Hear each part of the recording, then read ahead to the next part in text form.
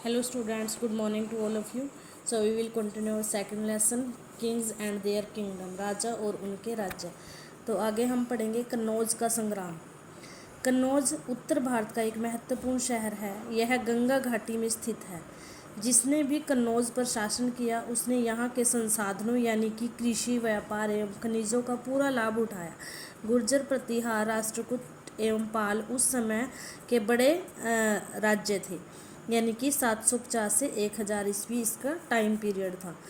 इसके राजा हमेशा आपस में एक दूसरे से लड़ते रहते थे और यह संग्राम लगभग 2 शताब्दियों तक जारी रहा, यानी कि बहुत लंबा यह संग्राम चला है। तो नेक्स्ट हम पाल राज्य के बारे में पढ़ेंगे। पाल ने उन संपूर्ण क्षेत्रों में शासन किया जो वर्तमान में बिहार, झारखंड और पश्चिम बंगाल में स्थित हैं। इस वंश का सबसे पहला राजा गोपाल था, यानी कि पाल वंश का सबसे पहला राजा कौन था? गोपाल। उसने अपने पुत्र धर्मपाल के साथ मिलकर अपने राज्य का विस्तार किया और धर्मपाल ने दक्षिण पूर्वी एशिया में भी अपने व्यापार का विस्तार किया। देवपाल इस वंश का अन्य शक्तिशाली राजा था। ठीक है, यानी कि इसका पाल वंश का सबसे शक्तिशाली राजा कौन था? देवपाल। और जो पहला राजा था वो था गोपाल। पाल शासकों के दौरान चारों ओर समृद्धि और खुशहाली थी। पाल बौद्ध धर्म के अनुयायी थे, यानी कि बौद्ध धर्म को वो मानते थे। उन्होंने अनेक स्तूप बनवाए व स्मारकों के निर्माण के लिए बहुत दान भी दिया, जैसे हमारे मोन्यूमेंट्स वगैरह हैं उनके लिए उन्होंने दान भी दिया था। 12वीं शताब्दी में पाल की सेना अधिक शक्तिशाली थी, लेकिन फिर भी वे मुस्लिमों से हार गए थे। नेक्स्ट हमारा गुर्जर प्रतिहार। 8वीं शताब्दी के प्रारंभ के दौरान गुर्जर प्रतिहारों ने दक्षिण राजस्थान व गुजरात में बहुत से क्षेत्रों पर शासन किया था। राजा भोज इस वंश का महान राजा था। कई बार आ जाता है कि गुर्जर प्रतिहार वंश का महान राजा कौन था, तो आएगा राजा भोज। उसने कन्नौज को जीतकर उसे अपनी राजधानी बनाया। उसने विशाल साम्राज्य पर शासन किया जो कश्मीर से नर्मदा तक तथा काठियावाड़ से बिहार तक फैला हुआ था। वह साहित्य में अधिक रुचि रखता था। वह स्वयं एक महान योद्धा और विष्णु का उपासक था। उसने कन्नौज में बहुत से सुंदर मंदिरों का निर्माण कराया। उसने अपने पुत्र महेंद्रपाल के साथ मिलकर सफलता प्राप्त की और बाद में अपने राज्य का उसने विस्तार किया। अब हम दक्कन के बारे में पढ़ेंगे। नर्मदा व कृष्णा नदियों के बीच का क्षेत्र दक्कन के नाम से जाना जाता है। कई बार आ जाता है कि दक्कन के नाम से कौन सा क्षेत्र जाना जाता है, तो आप बोलोगे कि नर्मदा और कृष्णा नदियों के बीच के क्षेत्र को दक्कन के नाम से जाना जाता है। राष्ट्रकूट इस क्षेत्र के सबसे शक्तिशाली शासक थे। अब हम राष्ट्रकूट के बारे में पढ़ेंगे। 18वीं शताब्दी में राष्ट्रकूटों का महत्वपूर्ण काल दंतिदुर्ग के अधीन आरंभ होता है। वह और उसका पुत्र कृष्ण प्रथम ने वर्तमान महाराष्ट्र क्षेत्र के साम्राज्य को शक्तिशाली बनाया। मालखेड़ यानी कि सोलापुर महाराष्ट्र के निकट उसने अपनी राजधानी बनाया मालखेड़ को, जो कि सोलापुर महाराष्ट्र के निकट स्थित है। राष्ट्रकूटों ने अपने राज्य के विस्तार के लिए अनेक युद्ध किए। उत्तर में उन्होंने पाल व गुर्जर प्रतिहारों से तथा दक्षिण में पल्लव, पांड्य व चोलों से युद्ध किया। निरंतर संघर्षों के परिणाम स्वरूप उनकी शक्ति में अत्यधिक ह्रास हुआ और अंततः 10वीं शताब्दी में वे पराजित हो गए। राष्ट्रकूट शासक कला, साहित्य व वास्तुकला के प्रेमी थे। एलोरा का प्रसिद्ध मंदिर व एलिफेंटा की गुफाओं को इन्हीं शासकों ने जो है इन्हीं के शासनकाल में चट्टानों को काटकर व तराशकर बनाया गया था। ठीक है, यानी कि जो हमारी एलोरा की गुफाएं हैं और एलिफेंटा ये किसके शासनकाल में बनी थी? राष्ट्रकूटों के। राष्ट्रकूट शासकों ने क्षेत्रीय भाषाओं विशेषतः कन्नड़ की उन्नति को प्रोत्साहित किया। अन्य राजवंश यानी कि देवगिरी में यादव। 12वीं शताब्दी के दौरान इस राज्य की खोज भीलामा ने की थी और बहुत जल्द यादवों ने नर्मदा व गोदावरी नदियों के मध्य क्षेत्र को अपनी शक्ति में शामिल कर लिया था। अन्य बहुत से राज्यों के साथ उनका व्यापार बहुत संपन्न था, जिसने इसे काफ़ी धनी बनाया। 14वीं शताब्दी में इस वंश का अंत हुआ और खिलजी शासकों ने इसे अपने राज्य क्षेत्र में शामिल किया। नेक्स्ट है कल्याणी में चालुक्य। कल्याणी के चालुक्य भी बाद में पश्चिमी चालुक्यों की ही तरह प्रसिद्ध हुए। विक्रमांका इस वंश का एक महान शासक था। जैसे कल्याणी में चालुक्य वंश का जो प्रसिद्ध यानी कि सबसे महान शासक कौन था? विक्रमांका। चालुक्य भी जो है कला के बहुत ज़्यादा यानी कि कला के प्रेमी थे। विक्रमांका तथा उसके उत्तराधिकारी ने ऐहोल, बादमी तथा पटकल में अनेक मंदिरों का निर्माण उन्होंने करवाया था। नेक्स्ट है रांगल के काकतीय। काकतीयों ने 12वीं तथा 13वीं शताब्दियों में शासन किया था और उनका राज्य क्षेत्र कृष्णा व गोदावरी नदियों के मध्य था। मार्को पोलो एक महान यात्री इन्हीं के शासनकाल में जो है भारत आया और अपनी यात्रा का उन्होंने विवरण दिया है। उसने अपने विवरण में चर्चा की है कि काकतीय शासक शैव मत के अनुयायी थे, यानी कि शिव के अनुयायी थे, किंतु अन्य धर्म जैसे जैन धर्म, वैष्णव धर्म आदि भी संपन्न अवस्था में थे उनके शासनकाल में। इन राज्यों के शासकों ने संस्कृत व तेलुगु भाषाओं का संरक्षण किया और 14वीं शताब्दी में दिल्ली के शासकों द्वारा इस वंश का अंत हुआ है। नेक्स्ट है द्वार समुद्र के होयसल। होयसालों में जो है वर्तमान कर्नाटक के क्षेत्र पर शासन किया था। विष्णुवर्धन होयसाल वंश का सबसे शक्तिशाली राजा था और इस राज्य का दिल्ली सल्तनत में विलय हो गया, यानी कि दिल्ली सल्तनत में इस राज्य को मिला लिया गया था बाद में। नेक्स्ट है दक्षिण भारत। दक्षिण भारत में पांड्य, पल्लव और चोल महान शासक थे। अपने प्रभुत्व के लिए इन तीनों के मध्य संघर्ष सदैव जारी रहता था, यानी कि अपना प्रभुत्व बनाए रखने के लिए इनमें संघर्ष, लड़ाइयाँ होती रहती थी। पल्लव 7वीं तथा 8वीं शताब्दी में पल्लव अधिक शक्तिशाली हुए। कांचीपुरम उनके राज्य की राजधानी थी।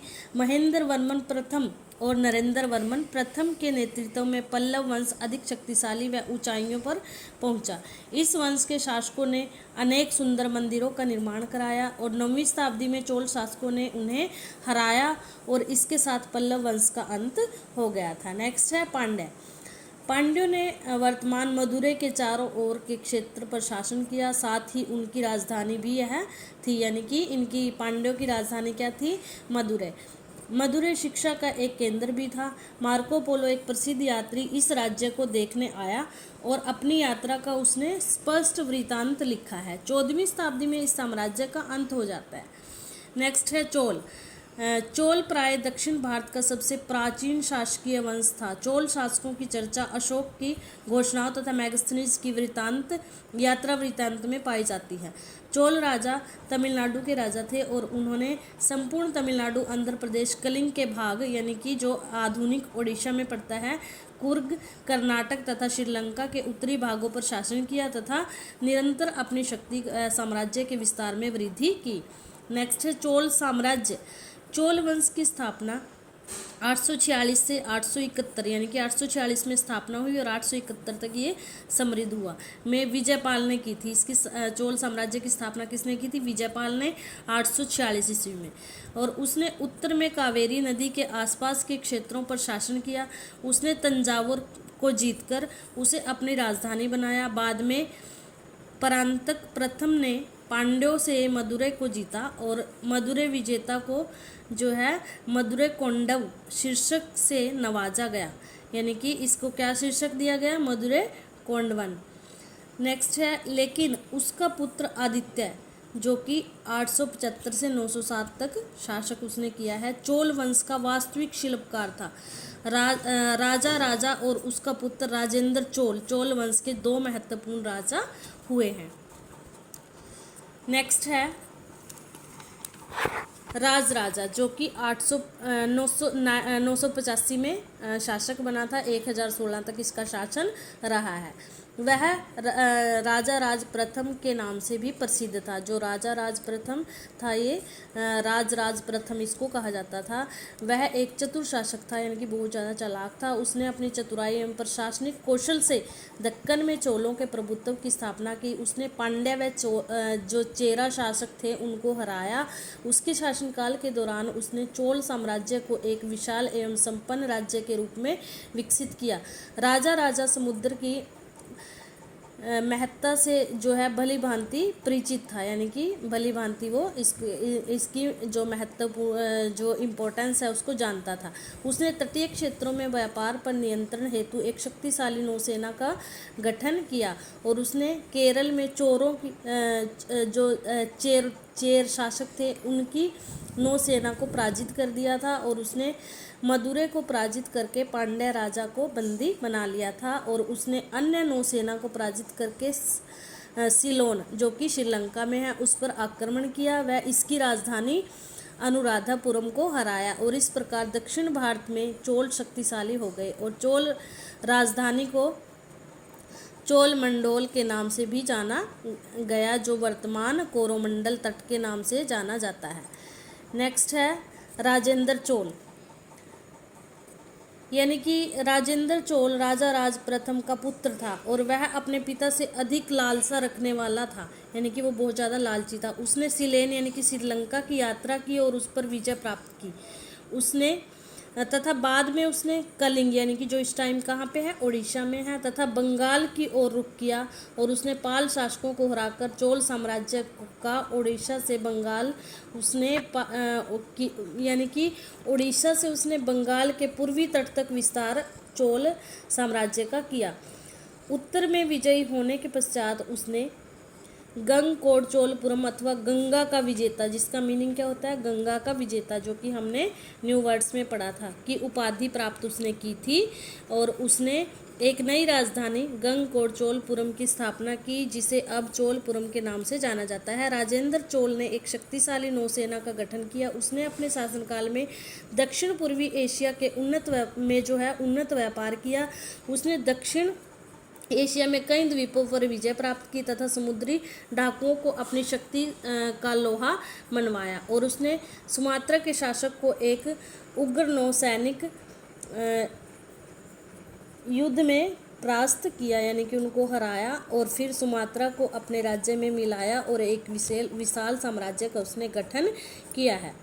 उसके शासनकाल में अपने शासनकाल में उसने दक्षिण एशिया के देशों के साथ उन्नत व्यापार ने चोल साम्राज्य को काफ़ी उन्नत बना दिया और चीन शासकों के साथ घनिष्ठ संबंध स्थापित करने वाला वह प्रथम दक्षिण भारतीय राजा था। वह एक कुशल शासक एवं महान कला प्रेमी था। उसके शासनकाल को चोलों का स्वर्ण युग कहा जाता है। उसने एक प्रभावशाली सिंचाई प्रणाली को विकसित किया। वह एक वैदिक महाविद्यालय का निर्माण करवाया और उसने एक महाविद्यालय से अनेक गांवों को जोड़ा और ये इसके राजस्व से चलाए जाते थे, यानी कि जो भी रिवेन्यू टैक्स वगैरह वहाँ से लेते थे उससे वो चलाए जाते थे। नेक्स्ट है चोल साम्राज्य का पतन। किस तरह से चोल साम्राज्य का पतन हुआ?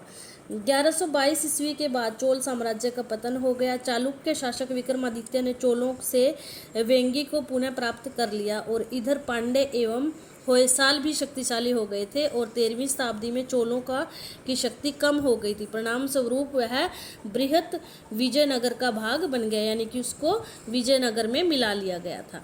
नेक्स्ट है चोल प्रशासन का विभाजन। चोल की राजधानी तंजौर थी, जो बाद में कांचीपुरम में स्थानांतरित हो गई, यानी कि बाद में कांचीपुरम में उसको शिफ्ट कर दिया गया। राज्य मंडल को 2 प्रांतों में बांटा गया था, जो मंडलम जिनको मंडलम कहा जाता था उन प्रांतों को, और प्रत्येक मंडलम बेल्ट्स की निश्चित संख्या में विभाजित था। तो आज के लिए बस इतना ही, आपने इसको केयरफुली रीड करना है और अगर कोई प्रॉब्लम आती है, कोई क्वेरीज होती है तो आप पूछ सकते हैं। Thank you, have a nice day.